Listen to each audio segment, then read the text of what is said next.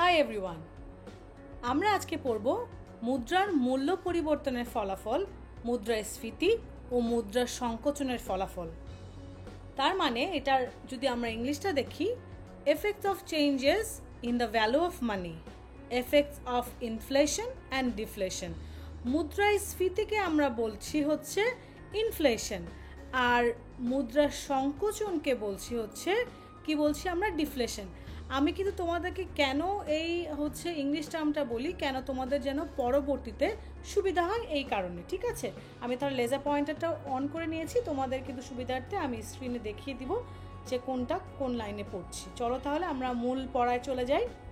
অর্থের মূল্য পরিবর্তনের প্রভাব সমাজের সকল লোকের উপরে সমানভাবে পড়ে। কারণ কিন্তু এটা সত্যি কথা। দেখো, আমরা কিন্তু প্রতিনিয়ত যখন অর্থের মূল্য বাড়ছে বা কমছে, জিনিসপত্রের দাম বাড়া কমে, এটা কিন্তু অনেকাংশে নির্ভর করে। তার মানে একটা দেশের অর্থনৈতিক অর্থের মূল্য পরিবর্তনে মুদ্রাস্ফীতি ও মুদ্রা সংকোচনের সৃষ্টি হয়।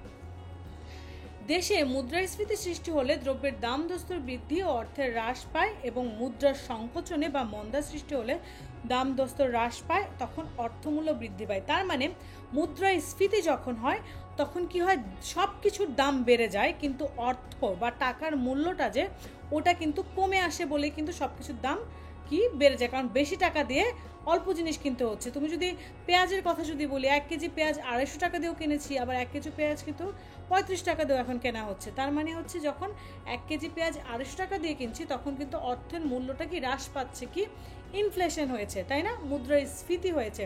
আবার মুদ্রার সংকোচন যখন হয় বা মন্দার সৃষ্টি হয়, ডিফ্লেশন হয়, তখন কিন্তু সার্বিক দাম যে ওটা কিন্তু হ্রাস পায় এবং অর্থের যে মূল্য সেটা কিন্তু বৃদ্ধি পায়। এখন অর্থের মূল্য পরিবর্তনের ফলাফলকে দুটি ভাগে আলোচনা করতে পারি। একটা হচ্ছে মুদ্রাস্ফীতি, দামদস্তর বৃদ্ধি বা অর্থের মূল্য হ্রাসের ফলাফল, আর একটা হচ্ছে মুদ্রা সংকোচন, যাকে বলবো হচ্ছে দামদস্তর হ্রাস বা অর্থের মূল্য বৃদ্ধির ফলাফল। যেই আলোচনাটা এখনই করেছি কিছুক্ষণ আগে, যে মুদ্রাস্ফীতি মানে আমরা কি বলি, দামদস্তর বৃদ্ধি, অর্থের মূল্য হ্রাস, আর মুদ্রা সংকোচন মানে দামদস্তর হ্রাস, দামের হ্রাস কিন্তু অর্থের মূল্য বৃদ্ধি, ঠিক আছে? এবার দেখো, প্রথমটাতে চলে যাই আমরা, মুদ্রাস্ফীতি, দাম দস্তর বৃদ্ধি বা অর্থের মূল্য হ্রাসের ফলাফল। আমরা দেখব আমরা উৎপাদনকারী ও ব্যবসায়ী। যারা ব্যবসায়ী আছে তারা কিন্তু, উৎপাদনকারী আছে তারা কিন্তু লাভ হয়, কারণ সব কিছুর কি দাম বেশি হয়, তখন উৎপাদন খরচ বৃদ্ধি পায় না। ফলে দেখো, দামদস্তর বৃদ্ধির সঙ্গে সঙ্গে উৎপাদন খরচ বৃদ্ধি পায় না, ফলে উৎপাদনকারী কি করে, ব্যবসায় বিপুল পরিমাণ কিন্তু মুনাফা অর্জন করে। বিনিয়োগকারীও কিন্তু অনেক কি করে, মুনাফা বৃদ্ধি পায়, এবং ব্যবসা বাণিজ্যে তারা একটা সম্প্রসারিত হয়। তখন বিনিয়োগকারী যারা প্রত্যাশা বৃদ্ধি পায়, তারা চিন্তা করে যে অধিক মুনাফা অর্জনের আশায় তারা অধিক বিনিয়োগ করে লাভবান হয়। এরপরে কর্মসংস্থান কিন্তু বৃদ্ধি পায়, কারণ বিনিয়োগকারীর দামদস্তর বৃদ্ধি ফলে বিনিয়োগকারীর প্রত্যাশা বাড়ে, যে কারণে অধিক বিনিয়োগের মাধ্যমে উৎপাদন ও আয় বৃদ্ধি করে, ফলে কর্মসংস্থান বা নিয়োগ বৃদ্ধি পায় এবং বেকারত্ব সেক্ষেত্রে হ্রাস পায়। ক্রেতা ও ভোগকারী যারা দেখো দামদস্তর বৃদ্ধি পায়, তারা কিন্তু ভোগকারী ও ক্রেতা দুজনই কিন্তু অনেক ক্ষতিগ্রস্ত হয়। কারণ দেখো, আমাদের কিন্তু, আমরা যারা ভোগ করি বা কিনি কোনো দ্রব্য, সেটা কিন্তু আমাদের বেশি দামে, আগের থেকে বেশি দামে কিনতে হয়। সঞ্চয়কারীর ক্ষেত্রে দেখো, দামদস্তর বৃদ্ধি ফেলে অর্থের মূল্য কমে যায়, ফলে সঞ্চয়কারী ক্ষতিগ্রস্ত হয়। হ্যাঁ, মানে দামদস্তর যখন বৃদ্ধি পায় তখন অর্থের মূল্য কিন্তু কমে যায়, সেই কারণে সঞ্চয়কারী ক্ষতিগ্রস্ত হয়। ঋণদাতা ও ঋণগ্রহীতার ক্ষেত্রে দেখো, দামদস্তর বৃদ্ধি পেলে ঋণগ্রহীতা ঋণভার হ্রাস পায় বলে তার লাভবান হয়। তার মানে কি, ঋণগ্রহীতাদের কিন্তু লাভবান হয়, কিন্তু এই দামদস্তর বৃদ্ধির ফলে যারা ঋণ দেয় তারা কিন্তু, ঋণদাতা যারা, তারা ক্ষতিগ্রস্ত হয়। কারণ কি, সে নির্দিষ্ট পরিমাণ অর্থ দ্বারা পূর্বের থেকেও কম পণ্যদ্রব্য ক্রয় করতে পারে। সীমিত আয়ের লোক যারা, তারা অনেক বেশি ক্ষতিগ্রস্ত হয়, কারণ যারা একই পরিমাণ মজুরি দ্বারা তারা পূর্বের চেয়ে কিন্তু কম দ্রব্য সামগ্রী ক্রয় করতে পারে। শ্রমিক শ্রেণীর লোকরাও অনেক ক্ষতিগ্রস্ত হয়, কারণ তাদের কিন্তু মজুরি বাড়ে না, আর সেই কারণে কিন্তু তাদের সব কিছুই অনেক বেশি দামে বেশি অর্থ ব্যয় করে কিনতে হচ্ছে। এখন দেখো, যারা এই যে দামদস্তর বৃদ্ধির ফলে কৃষিজীবী কিন্তু যারা সম্প্রদায়, তারা লাভবান হচ্ছে। কারণ কি, তাদের উৎপাদন ব্যয় মোটামুটিভাবে অপরিবর্তিত থাকলে যদি কৃষিজাত দ্রব্যের মূল্য বৃদ্ধি পায়, তখন তারা লাভবান হয়। করদাতারা কি হচ্ছে, পূর্বের থেকে কম দ্রব্য সামগ্রী বিক্রি করে কর পরিশোধ করতে পারে বলে লাভবান হয় তারা। রপ্তানির ক্ষেত্রে দেখো রপ্তানির পরিমাণ কমে এবং আমদানি বাড়ে দাম দস্তর বৃদ্ধির ফলে দেশি বৈদেশিক মুদ্রার রিজার্ভ কমে যায়, মানে দেশি বৈদেশিক মুদ্রা যে রিজার্ভ থাকে ওটা কমে যায় এবং দেনা পাওনার ব্যালেন্সে কি হয় দেশের প্রতিকূল যেটা দেখলাম আমরা আবার একটু দেখি, দেনা পাওনার ব্যালেন্স দেশের প্রতিকূলে যায়। ফটকা কারবারি যারা আছে তারা কিন্তু অস্বাভাবিক, যারা মানে চিন্তা করে যে মানুষের থেকে অনেক মুনাফা অর্জন করবে, তারা কিন্তু অনেক সুযোগ সৃষ্টি করে এবং তারা লাভবান হয়। রাজনৈতিক ফল যেটা যদি আমরা দেখি, মুদ্রাস্ফীতির ফলে পণ্যদ্রব্য সেবার মূল্য বৃদ্ধি পেলে মানুষের জীবনযাত্রার মান ক্রমাগত হ্রাস পায়। দীর্ঘদিন এরূপ যদি ঘটনা ঘটে থাকে তখন অনেক ক্ষেত্রে দেখা যায় যে সরকারও কিন্তু রাষ্ট্রীয় ক্ষমতা থেকে সরে আসতে হয়, বা যেহেতু অনেক দিন টানা থাকে তখন কিন্তু সেই ক্ষেত্রে রাজনৈতিক একটা বিশাল ক্ষতিগ্রস্ততায় পরিলক্ষিত হয়। সামাজিক ফল যদি দেখি, আমাদের এই যে দাম দস্তর বাড়লে কিন্তু সমাজে ধন বৈষম্য বৃদ্ধি পেলে ভোক্তাদের মধ্যে অসন্তোষ হয়, যে একে অপরের একটা বৈষম্য সৃষ্টি হয়। এই সময় কর্মকর্তা কর্মচারী দুর্নীতির আশ্রয় গ্রহণ করে, তাদের নৈতিকতা অবক্ষত হয়, সামাজিক শ্রেণীভেদ আরও স্পষ্ট হয়ে ওঠে, মানে দেখা যায় অনেক অশান্তি দেখা দেয়।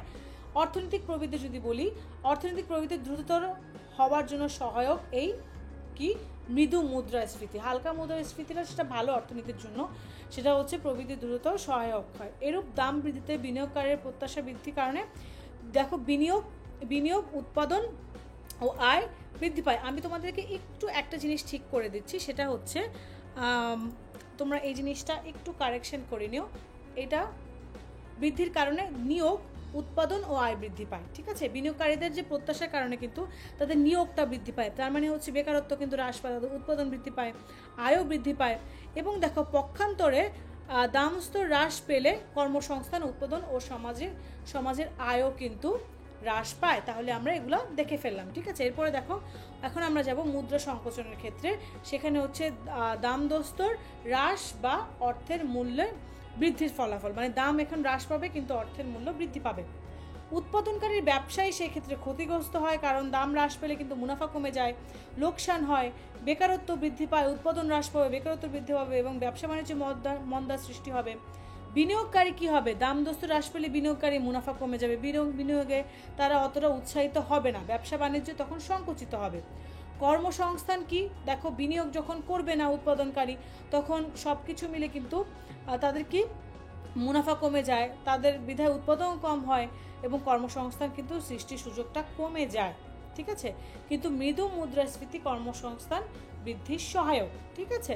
ক্রেতা ও ভোগকারী কিন্তু লাভবান হয়, কারণ সব কিছুর দাম মোটামুটি পুরো ওভারঅল প্রোডাক্টের দাম কিন্তু কমে আসে, সো সেই কারণে এই যে সেবা ক্রয় ভাগ করতে পারে অল্প মূল্যে, ঠিক আছে, আগের থেকেও অল্প মূল্যে সেবা মূল্য ক্রয় ভাগ করতে পারে, এটা দেখলাম। এরপর আমরা দেখব সঞ্চয়কারীর ক্ষেত্রে দাম দস্তর হ্রাস পেলে সঞ্চয়কারী লাভবান হয়, কারণ সঞ্চিত অর্থের মূল্য বৃদ্ধির ফলে তারা পূর্বাপেক্ষা বেশি দ্রব্য সামগ্রী ক্রয় করতে পারে, মানে আগের থেকে যে সঞ্চয় করা টাকা দিয়ে তারা অর্থ দিয়ে অনেক বেশি দ্রব্য সামগ্রী ক্রয় করতে পারে। এবং ঋণদাতা ঋণ গ্রহীতার ক্ষেত্রে যদি দেখি,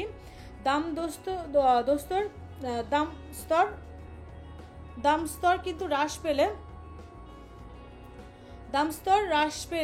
হ্রাস বা মুদ্রা সংকোচনের ফলে কিন্তু ঋণদাতা লাভবান হয় ও ঋণ গ্রহীতা ক্ষতিগ্রস্ত হয়। কিভাবে, কারণ ঋণদাতা সমপরিমাণ অর্থ ফেরত পেলেও তা দ্বারা অধিক পরিমাণ দ্রব্যাদি ক্রয় করতে পারে, পক্ষান্তরে ঋণ গ্রহীতাকে ঋণ পরিশোধের জন্য পূর্বাপেক্ষা অধিক দ্রব্য সামগ্রী বিক্রয় করতে হয়।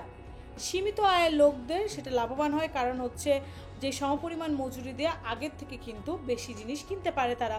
শ্রমিক শ্রেণী যারা আছে তারাও লাভবান হয়, কারণ তারাও ওই আগের মজুরি দিয়ে কিন্তু বেশি দ্রব্য কিনতে পারবে।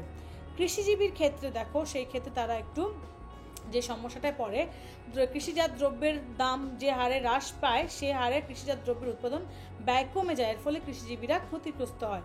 করদাতারা কিন্তু অনেক আর্থিক ক্ষতির সম্মুখীন হয়, কারণ কর পরিশোধের জন্য করদাতার পূর্বাপেক্ষা অধিক পরিমাণ সম্পদ ব্যয় করতে হয়। রপ্তানির ক্ষেত্রে দাম স্তর হ্রাস পেলে কি হয়, রপ্তানি আয় বৃদ্ধি পায়, আমদানি ব্যয় হ্রাস পায়।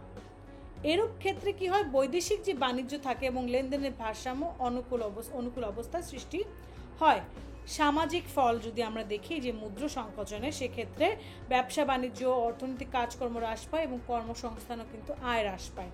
ফলে অর্থনীতিতে মন্দা সৃষ্টি হয়, দেশে দরিদ্র, বেকারত্ব, একটা বিশৃঙ্খলার অবস্থা হয়। রাজনৈতিক ফলও অতটা ভালো না, কারণ মুদ্রা সংকোচনে দেখো মন্দা নামে অভিহিত করা এ সময়ে দাম স্তর হ্রাসের ফলে মানুষের কার্যকর চাহিদা হ্রাস, প্রভৃতি হার হ্রাস পায় এবং বেকারত্ব বৃদ্ধি পায়। দীর্ঘমেয়াদে মুদ্রা সংকোচন কোনোভাবেই কাম্য না। এর ফলে দেখা যায় কি, জনগণের অসন্তুষ্ট থাকে এবং সরকারের মধ্যে একটা বিরূপ প্রতিক্রিয়া হয় এবং সরকার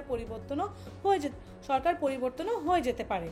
তাহলে আজকে আমরা এ পর্যন্তই, নেক্সট ক্লাসে আমরা বাকিটা পড়ব।